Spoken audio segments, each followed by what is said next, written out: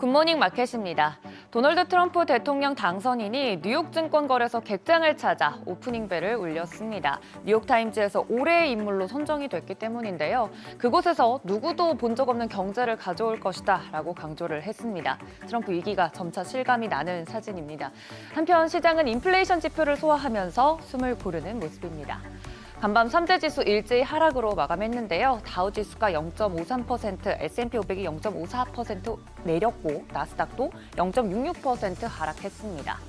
M7 중에선 5개 종목이 역대 최고가를 경신하면서 나스닥 지수가 어제 사상 처음으로 2만 선 위에서 마감이 됐는데 많이 오른 만큼 간밤에는 종목들도 좀 쉬어가는 모습입니다.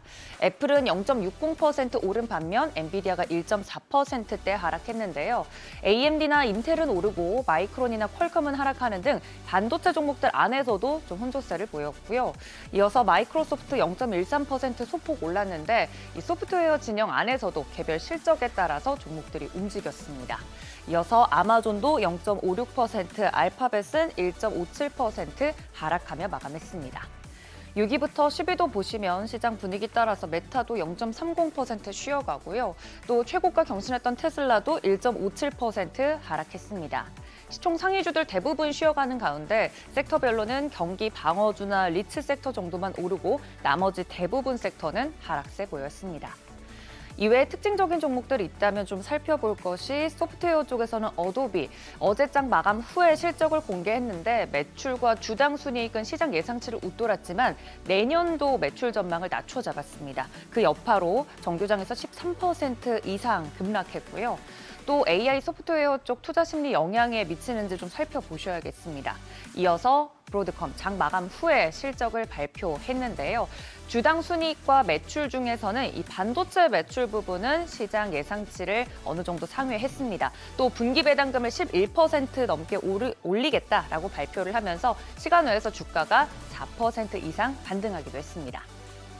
시장에 전체적으로 영향을 줬던 건 역시 11월 생산자 물가지수 PPI죠.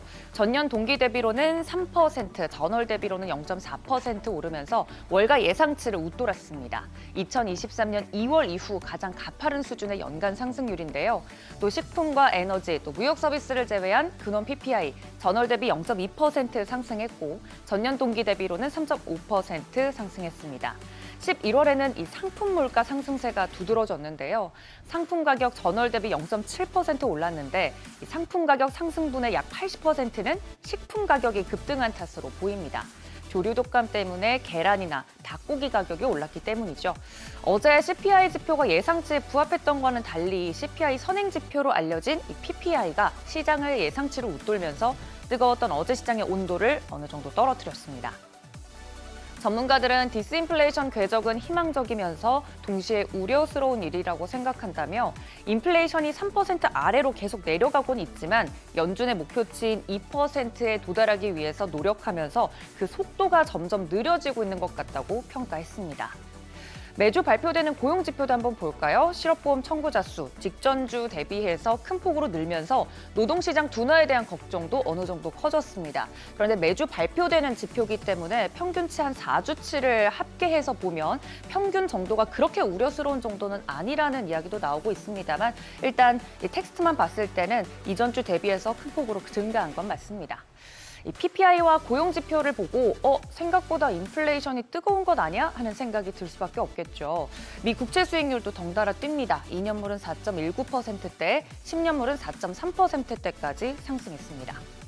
일단 시장에서 연준이 다음 주 FOMC 회의에서 25bp 추가 인하할 것이라는 생각은 변함이 없는데요.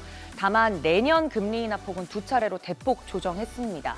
1월에는 동결을 하고 3월과 7월에 각각 25bp씩 인하하지 않을까 정도로 예상을 하고 있습니다.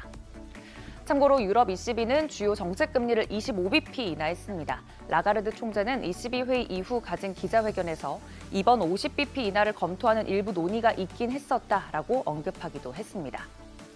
국제유가는 국제에너지기구의 내년 원유 공급 과잉 전망 소식에 4거래일 만에 하락합니다. WTI 배럴당 70달러 선에, 브렌트유는 배럴당 73달러 선에 하락 마감했습니다.